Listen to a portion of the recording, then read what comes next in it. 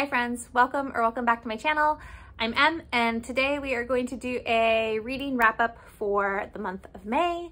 I haven't done a reading wrap-up in a long time. So wish me luck.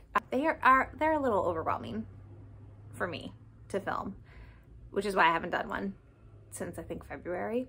March I read so many books that I just kind of noped right out. I was like, no, I don't have the energy to talk about this many books. And then I don't know if what happened with April and why I didn't want to do it, but I just didn't. So here we are. I'm going to do it for May because I read a lot of books that I really want to tell you all about. So first off, I read 21 books in May. And I have decided that I know I have said one of my reading goals for this year is to read slower and try to read a little bit less. And I have just decided to throw that goal out the window. I know why I set that goal, what I kind of wanted that goal of reading less, like what I wanted it to do for my life. But I've ultimately decided over the last couple months that I'm reading at a pace that is comfortable for me. I'm reading mostly books that I'm really enjoying. I'm getting better about DNFing things that aren't working for me.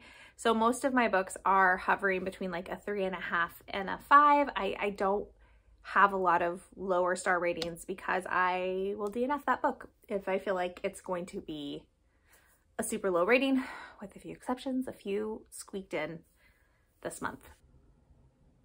I think the amount of books I read is fine. And go of that obligation to feel like it should be less. Also because I am routinely reading around the same number of books every month, which kind of tells me that this is sustainable for me. This is where I kind of settle in naturally and that it's fine and I don't need to tweak it just for, you know, reasons.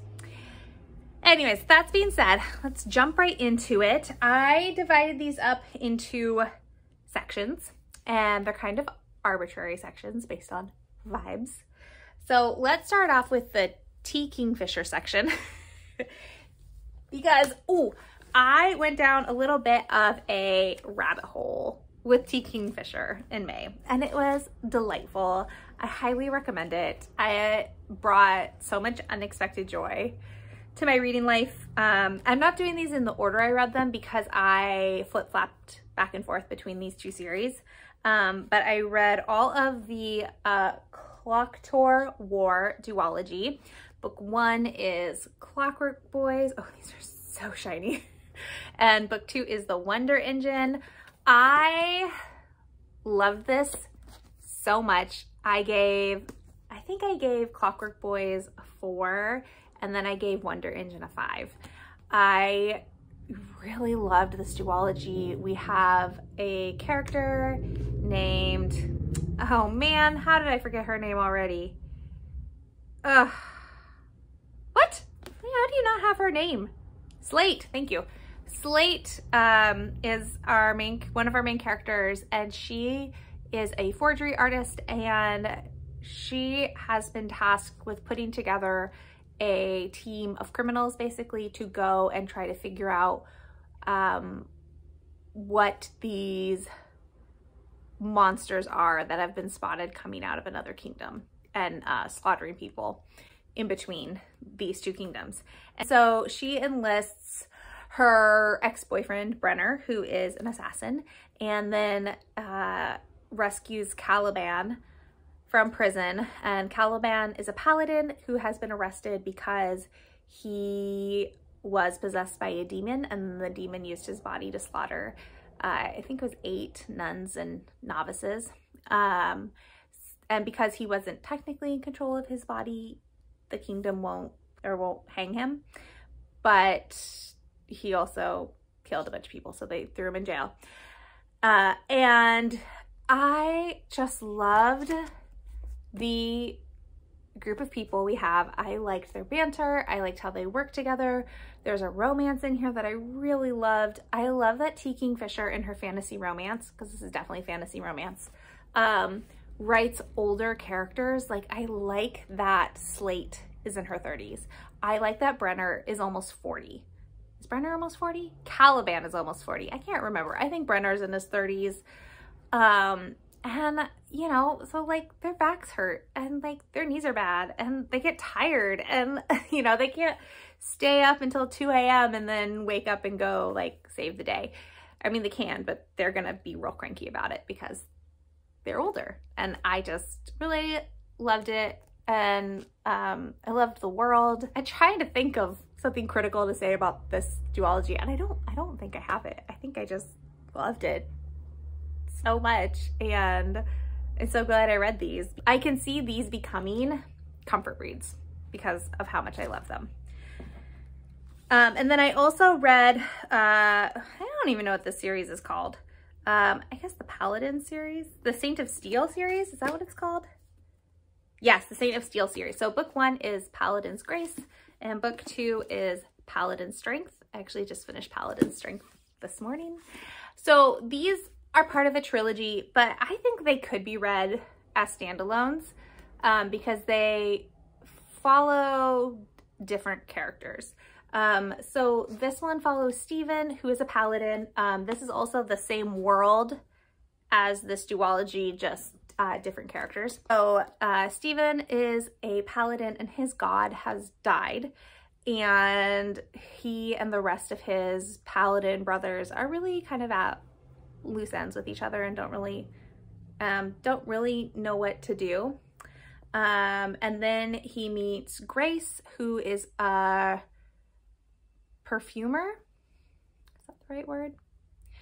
And there is a mystery, and it's, again, a lot of what I really loved about the Clock Tower Wars, where the banter is really great, the characters are wonderful, they're all a little bit older than you typically find in romance fantasy. I was thinking of these as cozy fantasy, but they also kind of get gross and violent in certain places, so I don't know if it's truly cozy fantasy, but it feels very cozy when I am reading them. And then Paladin's Strength is another one of the paladins. This is one of Stephen's friends from book 1.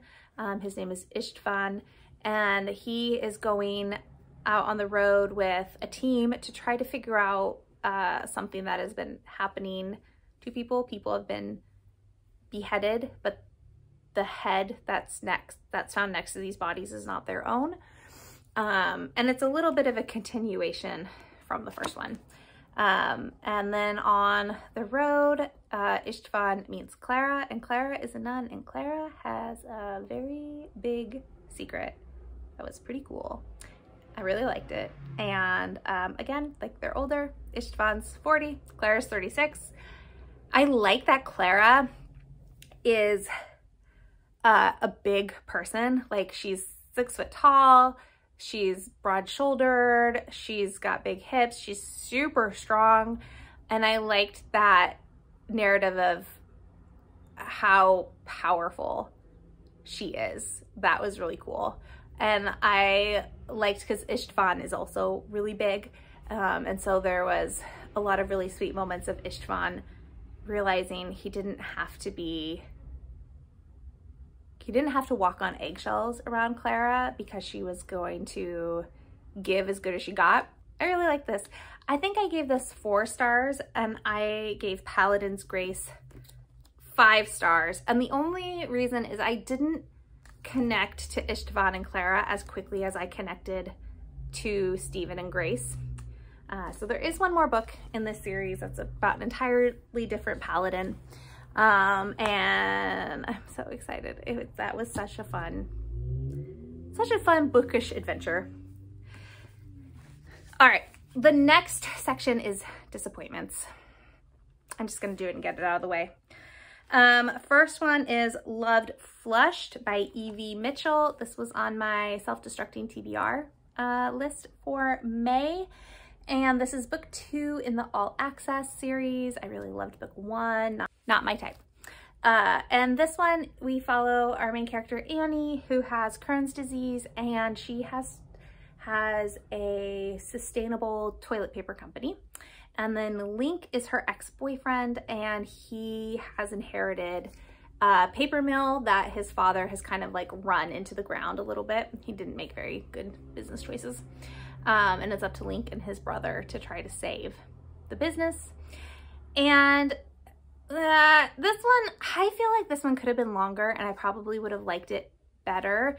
There were parts I really liked. I really liked the chronic illness rep. I really liked the conversations about how to not be ableist. And I really liked Annie and Link in the beginning of it. Where it fell apart for me is that once they started like rekindling their relationship, all the other plot stuff just fell to the side. So all the business stuff, all the, you know, family things, those just totally fell to the wayside. And the author never really circled back on the business stuff. The family stuff got wrapped up super quick. And the steamy scenes didn't really feel true to the characters, and they didn't feel like they were moving the plot along. And some of it felt like she was putting it in for maybe not shock value, but I don't know. It wasn't cohesive. It didn't flow. And I always kind of pulled back a little bit because it just didn't, I don't know. It just felt weird. So sadly, that was not a hit for me. Also, everything that's in this disappointment stack is also getting unhauled after this video. So somebody else can hopefully love them more than I did. All right, don't unfollow me for this one, please. But my next disappointment was Jade City by Fonda Lee. Oh, I really wanted to love this, but there were a couple things that didn't work for me. So with this one, you're following a family who are basically like mafia in this city. And you're following two brothers and a sister and like an adopted nephew type person. And this really solidified that mafia stories do not work for me. I don't care about mafia stories at all. They don't interest me. And I did not care about a single one of these characters. And I don't know if it was me. I don't know if it's the way Fonda Lee wrote these characters. I didn't care about what was going to happen to them. I also felt they were all really unlikable, and not in a like, I love unlikable character kind of way, but like in a like, oh, no, you are really not a good person. I do not like you.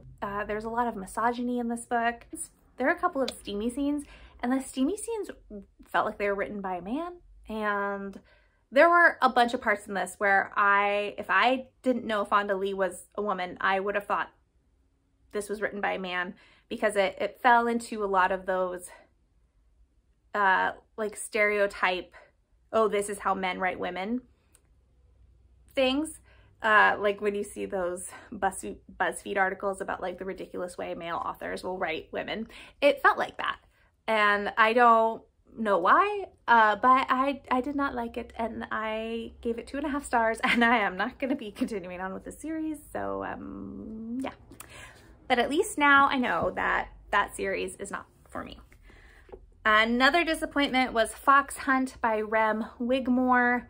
This was on my self-destructing TBR, and I read this so early in the month. Let's see if I can remember. This is solar punk in the future, and it's got a mystery, and it's got lots of really cool queer rep, which I loved, but the plot fell apart for me a little bit towards the end. I didn't really buy the motivations for why all the things happened. So sadly, it was not a hit for me. And then my other not a hit was Bravely by Maggie Stiefvater. If you saw my video where I tried to read a book in a day, that was this book. I'll link that down below if you want to go check that out. And it just did not work for me. It was really disappointing. The characters all felt like caricatures of who they are in the movie. I felt like Maggie Stiefvater undid some of the character growth from the movie, and she did something at the end that was very stereotypical YA fantasy, and it bugged me so much that she did it. So yeah, also getting unhauled because it just was not for me. All right, next we are going to do books that were fine, but like in a positive way. Like I liked them, I had a good time reading them, but like they weren't standouts from this month. So they were fine. They're fine. So I have 2 Alice Oseman books. I have Solitaire, which is about Tori, who is Charlie's sister from Heartstopper. This was also Alice Oseman's debut. And I clearly, there was a lot in here that I felt a way about. But this is weird. I don't even know. This is just like contemporary teen story.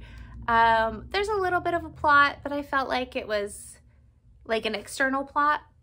I felt like we could have done without it. There's a lot of the plot is mostly internal with Tori, who's dealing with a lot, and she has depression, and I don't think really knows she has depression, and she's just trying to get through her life. So I really liked it. I wish there had been Alice Oseman when I was a teen, because I feel like teen Emily would have felt really seen by Alice's books. And then I also read Nick and Charlie, and this is a novella set after Solitaire, and I think post Heartstopper, at least what is out for Heartstopper right now. And this is just Nick and Charlie. Nick is graduating from high school and is getting ready to go to university, and Charlie is really insecure about Nick leaving and them having to do a long distance relationship. And I read this because my daughter found out I hadn't read it yet and was appalled. And then I also read Uncommon Charm by Emily Bergslian and Kat Weaver. How do I describe this book? This is set in London in 1925. It's about a girl named Jules and her cousin Simon. And Simon is learning how to be a mage and is studying under Jules's mother, who's a really accomplished mage. But it's like there's just ghosts and about family secrets and family legacies, magical philosophy. And it was a really odd, delightful little novella. The authors poke fun at a lot of Gothic tropes, and it was a nice little palate cleanser. And then the last book in this stack is Spellbound by F.T. Lukens. This was so much fun. I had such a good time reading this book. This is a urban fantasy mystery. So this is about Rook, who becomes an apprentice for a sorceress, and the sorceress has a like rival competing sorceress because they're in the hex business or the unhex business. And then Rook meets Sun, who is the rival sorceress's apprentice, and it's not an enemies to lovers, but maybe like a little bit of rivals to lovers, a little bit of like your basic existence kind of irritates me, but also you're real cute to lovers. It was fun. I think I liked this better in Deeper Waters, if you've read that book by F.T. Lukens. I just thought both of these characters were so fun, and Rook is like the perfect amount of chaotic disaster that I like in books. So it was so fun. I'm trying to get my daughter to read this one because I think she would really like it too. I think while this is technically YA, you could give it to a slightly younger kiddo, like a 13-year-old, maybe a 12-year-old, depending on like their reading taste. I'm gonna give it to my 11-year-old because there was nothing in here that I felt like she was not ready to read. So then my last stack is favorites of the month. Some of these I read at the very beginning of May, so we'll see how much I remember about the synopsis. So we're gonna start with Velocity Weapon. This is Megan E. O'Keefe. This is book 1 in the Protectorate series. Actually, book 2 just arrived in the mail today, so that's exciting. And this is sci-fi space opera. You're following a brother and a sister, and the sister is a soldier for an army, and they're fighting against another planet, and all the soldiers are totally obliterated, and it's presumed she is dead by pretty much everybody except for her brother, who is in like a political position for this planet, and he's convinced that she must be alive somewhere. And so you're following her as she is waking up after this battle and trying to figure out where she is, and she's on an enemy ship that has a sentient AI component. And then you're also following her brother as he's on their home planet trying to motivate the people in power to rescue his sister and the other soldiers that were hurt or killed in that battle. And then there's another little bit going on with like a salvage crew, but you don't get quite as much of those perspectives. It picked up quite a bit at the end, and I'm hoping in the next book I get more from that third one, because that really was it was more like interstitials throughout the main chapters. But this, I was kind of like, meh, it's fine about this book until I think 40% in, and then there was a reveal that I was not ready for, and at that point I could not put it down. I just had to know how this was going to shake out, especially like, and then at the very end it was like nonstop action, and I just need to know what's going to happen next. So Velocity Weapon, one of my favorites from this month.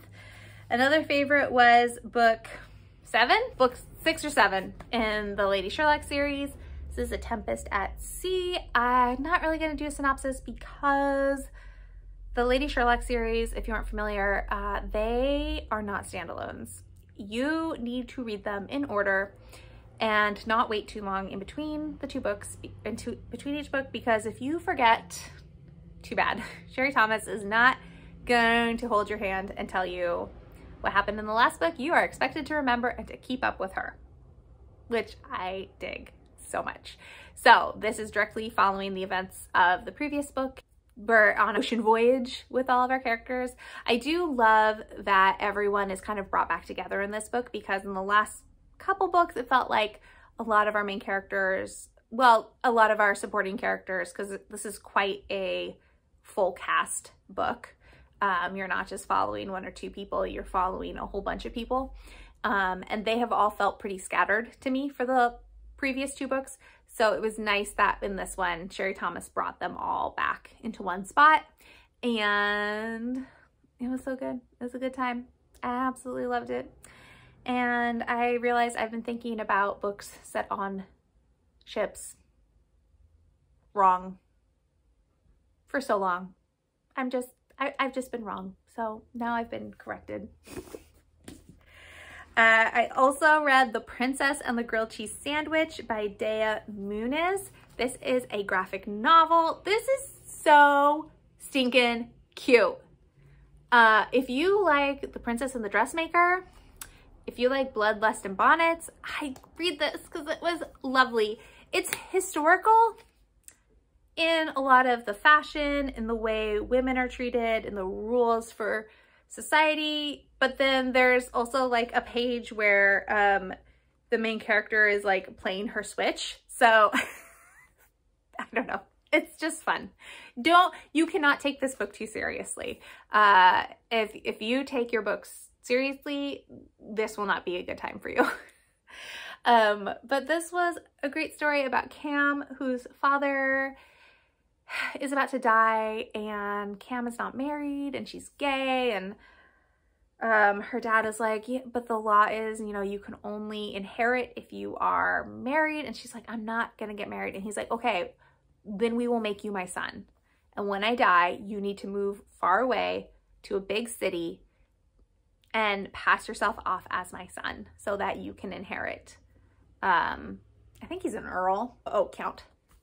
So that's what Cam does. She moves to the city. She masquerades as a man, and she's supposed to keep a low profile, but she goes to a party, makes a big splash because she just cannot help herself, and meets the princess of the kingdom, Princess Bree, and she falls madly in love with Princess Bree and is just trying to disguise the fact that she is not actually a man the whole time. And it's so cute. It's so sweet. Queer rep is excellent. I wouldn't call it a discussion, but like the themes of like gender fluidity and gender as a construct were fantastic. And it was so fun. It just came out. I want more people to read it because I had such a good time with this book. All right, these last two books are heavier in content. I probably should have ended with Princess and the Grilled Cheese Sandwich, but it's okay. We'll make it work. So I read Funeral Songs for Dying Girls. This is by Sherry Dimeline. This was my first book by this author. She's an Indigenous author, and this is YA. It just came out last month, 2 months ago. And it's about a girl who lives in a cemetery. Her father is one of the groundskeepers, and so they live in this house on the cemetery plot. Her mother is dead and died giving birth to her, and our main character feels a lot of disconnect because her mother was Indigenous and her father is white, and so she doesn't feel like she has any connection to her mother's heritage or her mother's side of the family. And it's about ghosts, and there's like a fantastical element, and it's about grief and family, and it was so sad, but I don't know, really fantastic. I liked it so much. I liked how kind of morbid and dark the main character was, and I really just wanted an adult to take care of her, but I thought Sherry Dimeline did a really great job with all the heavier content in this book and walking our main character through all the things she's going through. And then finally, I also have a video where I vlogged reading this book, so I'll link that one below as well if you want to check it out. But I stepped way outside my reading comfort zone and I read My Heart is a Chainsaw by Stephen Graham Jones, and I freaking loved it. Absolutely loved it. So happy I read it. So this is a slasher. This is about Jade, who is also another Indigenous character, though Funeral Songs for Dying Girls is set in Canada, so they're First Nations, and then this is US. And Jade is a senior in high school, and she is obsessed with slasher movies and becomes convinced that a slasher has come to her very small town and is slowly picking people off. And one of my favorite things about this was that in between chapters, Stephen Graham Jones has these little Slasher 101 inserts, which are written as history papers that Jade is writing for extra credit for her history teacher. And I loved it because I have very little knowledge of slasher movies. I've only seen one, and you know, horror is a genre I'm just getting into, and it's not a movie genre I watch at all. And I loved that it gave you context and background for what was going to be coming. And I thought that was so smart. And I could see how if you are already a big fan of horror slasher movies that would maybe be boring or repetitive, but I loved it so much. And I did not think this was scary. It is so gross. It is so gory. Stephen Graham Jones has such a way with phrasing a sentence to like ick you all the way out. But it was so good. I loved it so much. I forgot, I have two that I don't have physical copies of. I also read A Thief in the Night by K.J. Charles, which is a novella, and I don't remember what it was about. I think I gave it like a 3.5. It's pretty standard K.J. Charles and really what I needed at the time, but not like one of her standout books for me. And then I also read Lessons in Chemistry by Bonnie Garmis.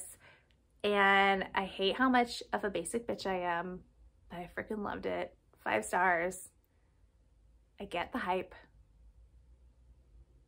I love Elizabeth Zott. And I'm debating if I need a physical copy. And if I need a physical copy, I am ordering the UK copy because the naked hardcover has the periodic table on it. And it looks so pretty.